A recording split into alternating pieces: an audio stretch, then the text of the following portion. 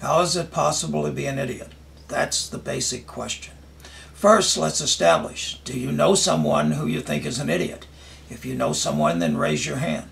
You find idiots in all sorts of places. You find them at work. You find them on the road when you're trying to get to work.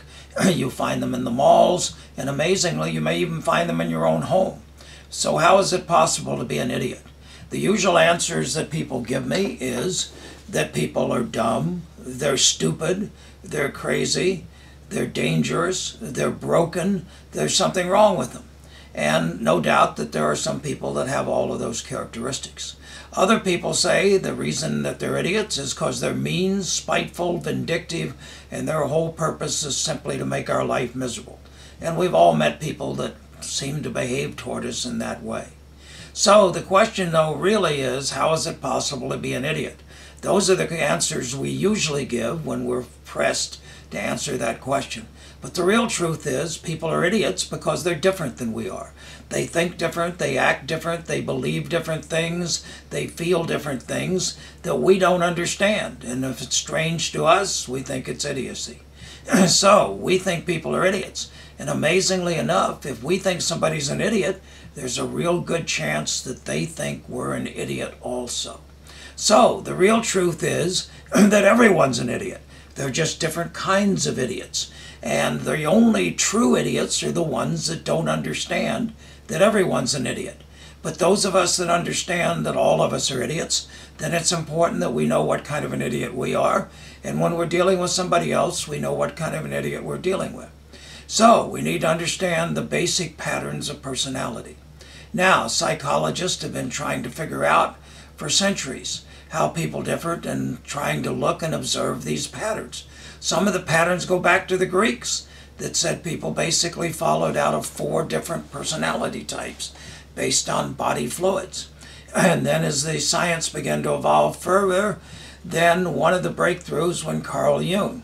And Carl Jung was one of the founders of modern psychiatry. And he came up with a personality model based on 8 different types. And 2 of his students, a mother-daughter combination, Myers and Briggs, created a psychological instrument, which is the most commonly used psychological instrument in the world. And based on 4 different dichotomies, it classifies people into 16 different types. So based on whether that they are extroverted or introverted, whether they're taking in information through their senses or through intuition, whether they are making decisions based on thinking and feeling, and whether they are primarily a judger or primarily a perceiver. So we have various combinations of these, and we have 16 types. So in this seminar, we spend a day talking about the Myers-Briggs and the different Myers-Briggs types. And this is one of the most commonly used psychological instruments in the world. And understanding who we are and how these combination of factors determine how we behave, how we think, how we feel. And understanding other people allows us then to relate to them. You see, people do things for their reasons, not our reasons. People do things because they think a certain way, not because we think a certain way. And if we want to influence people, if we want to persuade people, we want to be effective in dealing with people, we have to understand their model of the world. We have to understand what makes sense to them. And when we can present our case so that it makes sense to them, it becomes almost undeniable. But if all we're doing is presenting a case that makes sense to us, that doesn't make sense to them, then we're never going to be effective in persuasion or in influence. So one example then of a personality model is the Myers-Briggs. A more sophisticated, what we call horizontal personality model, and a horizontal model puts people into different categories or different boxes. And one that's particularly powerful and influential today is called the Enneagram personality typology. This consists of 9 different types, and each has 3 subtypes. And so the problem is many people that study personality only have one model, and they try to fit everything into one model. But one model doesn't cut it. You need several different perspectives on personality because different models measure and determine different kinds of things. So whereas the Myers-Briggs looks at some things, the Enneagram looks at other things. And when you put the two together, it's a synergistic effect. It's far more powerful than having either one by itself. So the Enneagram looks at 9 different personality types. 3 are physical types, 3 are emotional types, 3 are intellectual types, and then each of these has 3 subtypes associated with it. So this is a very sophisticated model.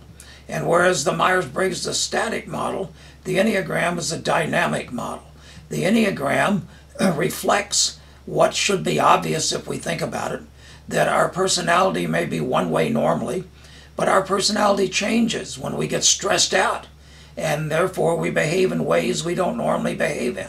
Or it changes when we're under what we call conditions of intimacy, where we're relaxed, where we're comfortable in a situation.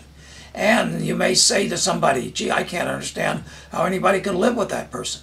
Well, they don't live with that person because you're seeing the person under stress and they're seeing the person under intimacy, and they're 2 totally different people.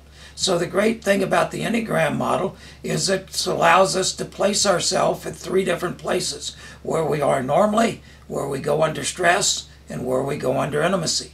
So this gives us much more insight into our personality and into what happens to us. So we spend 2 days in this workshop on the Enneagram model, giving you enough information so you can figure out who you are, and you can begin to figure out who the people you deal with are.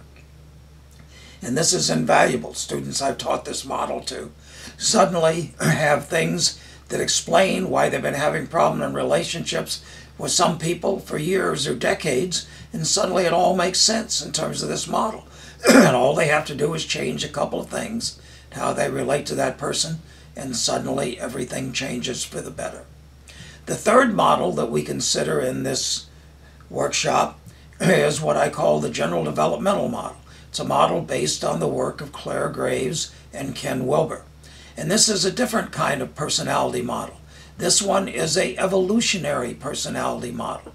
It says all of us go through stages of development.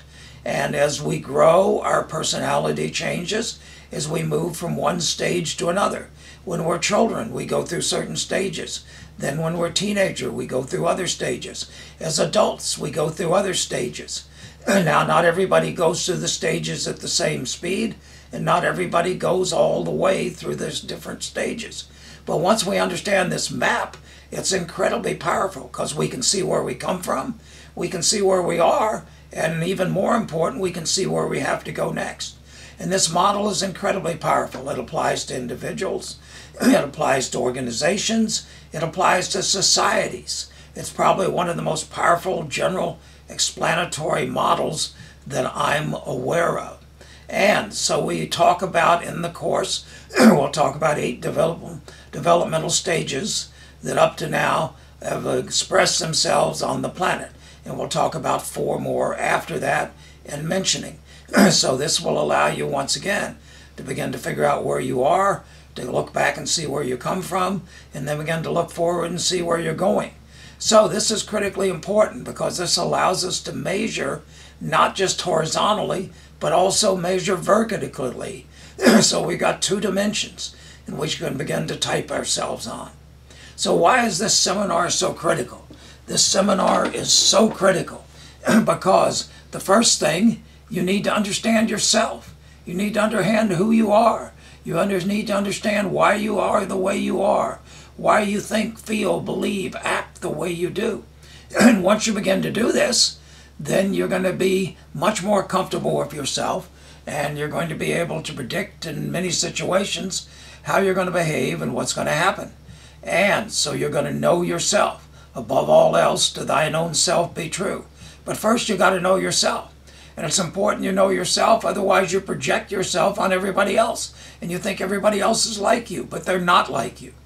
And now then, everybody operates out of a different model of the world.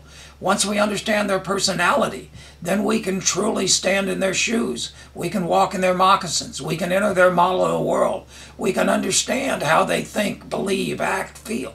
And if we want to persuade them, if we want to influence them, if we want to market to them, if we want to advertise to them, if we want to sell to them, if we want to negotiate to them, if we want to manage them, any kind of relationship we want to have with them, if we can understand their personality type and how it differs from ours, then now we've got a choice. We can then communicate in terms of their personality style and be effective in influencing and communicating with that person. Or we can continue to live in our own box, in our own world, continue to try to get people to do things because of the way we would do them, and be ineffective in influencing or beginning to persuade other people. The choice is up to you. This is an invaluable program. You're going to learn more about yourself and other people in this program than in any other program you will ever experience. And you can use this information in all of your efforts to communicate, in all of your efforts to market, in all of your efforts to persuade, in all of your efforts to influence, in all of your efforts to sell, in all of your efforts to negotiate, in all of your efforts to manage, in all of your relationships.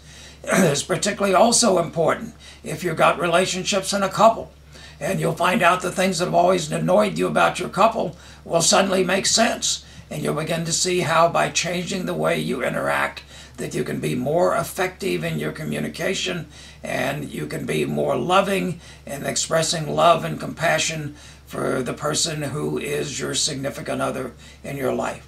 So once again, this program is invaluable. Buy it now. Go to the bottom and click the link. This link will then allow you to purchase this program. Do not go to any other link. Do not purchase this program from anyone else. Only purchase the program by pressing the link at the bottom. Thank you, and I'll see you then on the program.